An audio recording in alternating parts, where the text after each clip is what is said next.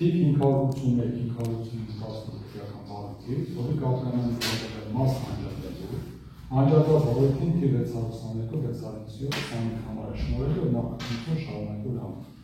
Հատուկ խնդրում եմ ուշադրություն դարձնել համարներ 581-518 քրեական գործից, առանձնացնելով 622-697 քրեական գործ։ Նույն որոշման երկրորդ կետում քննիչը նշել է հետևյալը. թիվ 581-518 քրեական վարույթից առանձնացնել ընդգծումը, որի Աբրահամյանի մեղադրանքին վերաբերող բոլոր հաստատությունների բնօրինակ, որպեսզի բացի այն հիմնական քրեական գործից անջատել է, որի Աբրահամյանի մեղադրանքին վերաբերող բոլոր հաստատությունների բնօրինակները ըստ որոշմանը կից ցուցակի պատճառները թողնելով այն հիմնական 581-518 քրեական վարույթ։ Ընդ որում, հենց այդ որոշումը բանը կցված ցուցակից է բաց է դառնում, որ այդ պահի դրությամբ, երբ որ մասը անջատել է, թիվ 581-518 քրեական վարույթն առնվազն բաղկացած է 45 հատորից։ Օրինակ, տեսեք ցուցակը կա, ցուցակի վերջին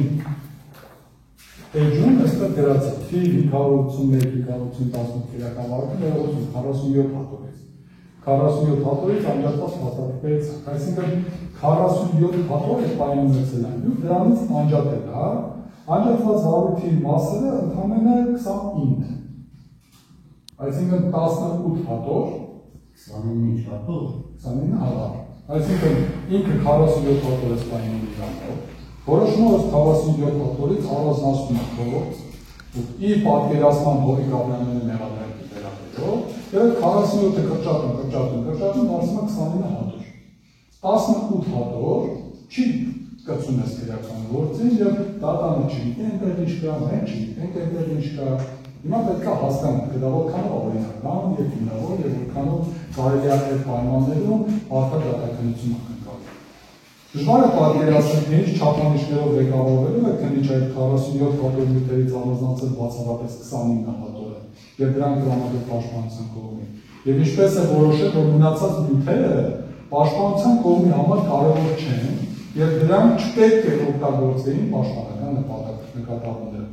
Հիշեցնեմ, որ թիվ 581-518 քրեական գործը հարուցելու համար հիմք է հանդիսացել դեռևս 2018 թվականի հունիսի 29-ին Գևորգ Գևորգյանի կողմից ոստիկանության ԿԴՊԳ-ը ներկայացած հաղորդումը հանցագործության մասին, ընդ որում ըստ իրական ԿԴՊԳ-ին չի դենք այնպես ձևակերպել, ԱԶ-ին ներկայացրել, կարևոր չի։ Կարևորը հաղորդումը որ կա։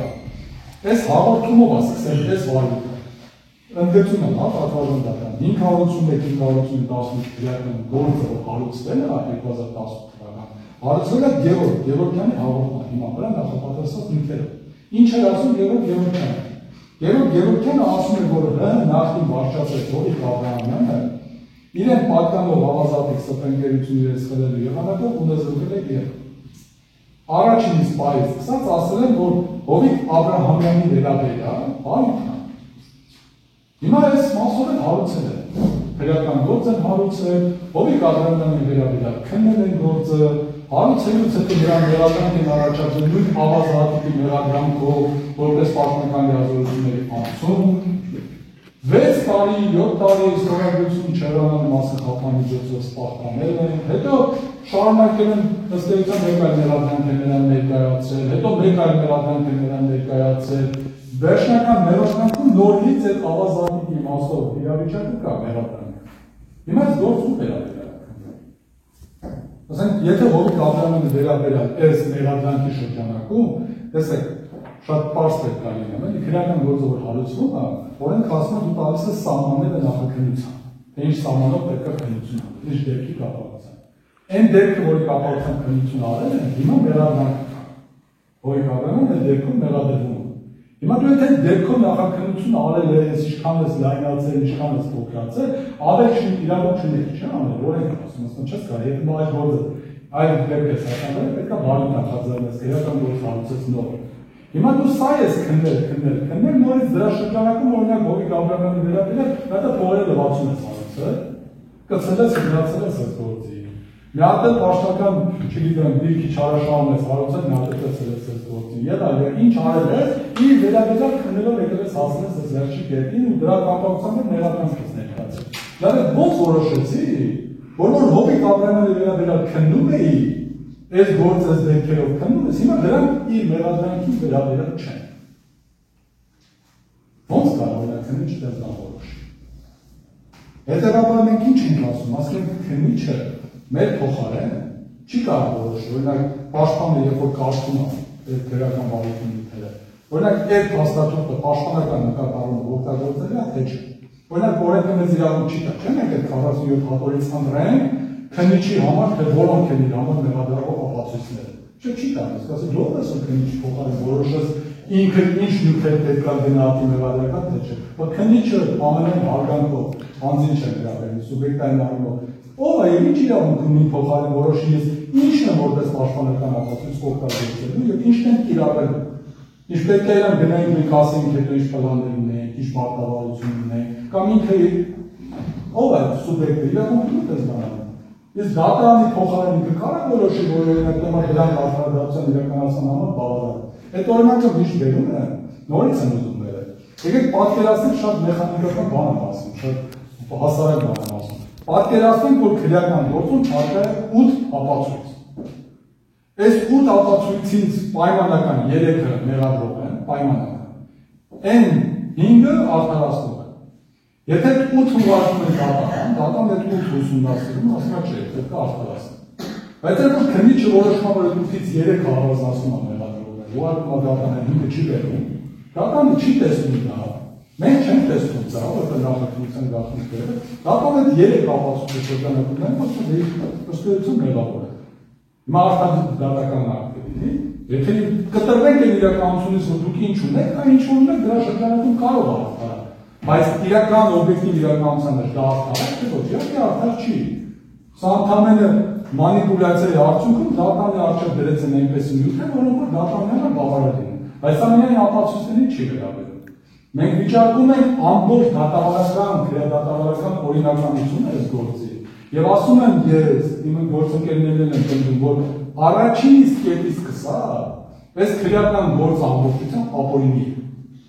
Եվ դա մենք ձեզ հիմնավորելու ենք քրեադատավարական խախտումների հիման վրա։ Բայց քրեադատավարական խախտումների առումով, որ քննիչը որոշել է, որ մեղադրանքին վերաբերող ապացույցն է։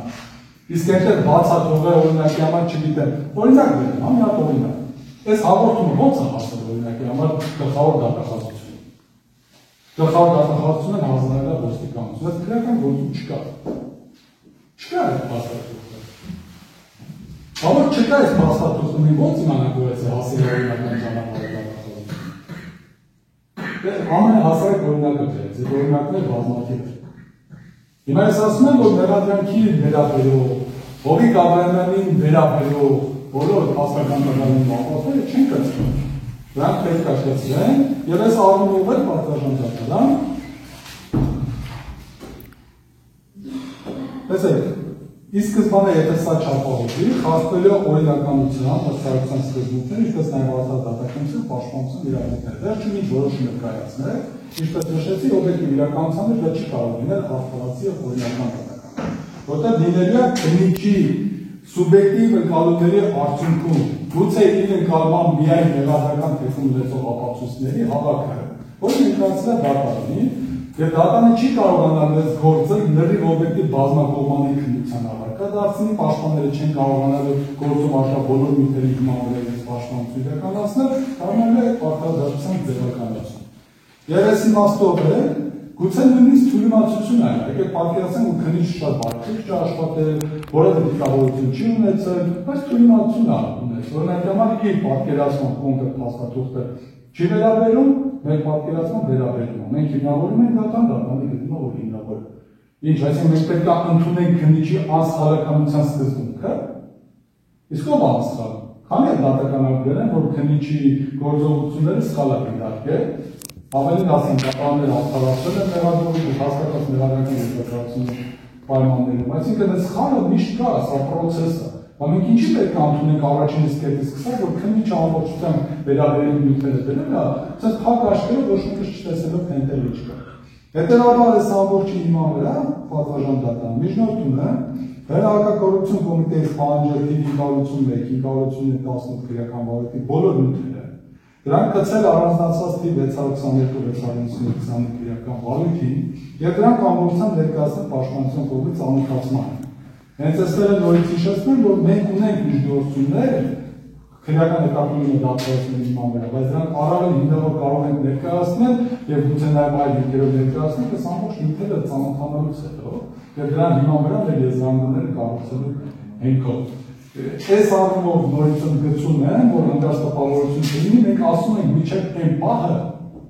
օրինակ հաճախ մեր գործընկերները մեղադրողները ասում են, բանը նախաքննություն է կատարվում։ Դա նախաքննությունը գաղտնի է, հետևաբար չի կարող ներկայացնել։ Մենք էլ ասում ենք ընկերներ, ուրեմն այն պահից սկսած,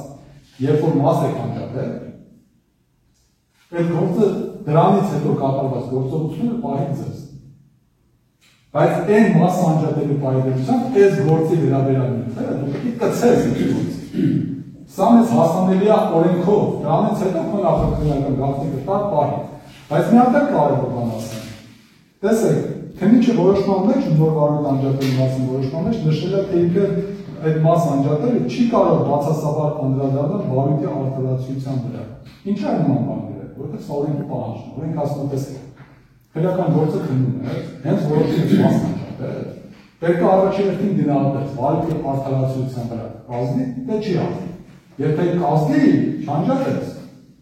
Եթե չի ազդի, նոր կանջատես։ Այսինքն օրենքները միամիտ է, չէր հասկանում, այս ինչ է գրում։ Այս սա իմաստը հենց նրանում է, երբ որ դու արտադրության վրա ազդելու տեսանկյունից հենց մեկն է ինքն է։ Այս եթե դու մաս ես անջատում մի քանի փաստաթղթ ասում ես ընդհանուրից եւ տալիս, դա դատան ո՞նց է որոշելու արտադրացի է, թե ոչ։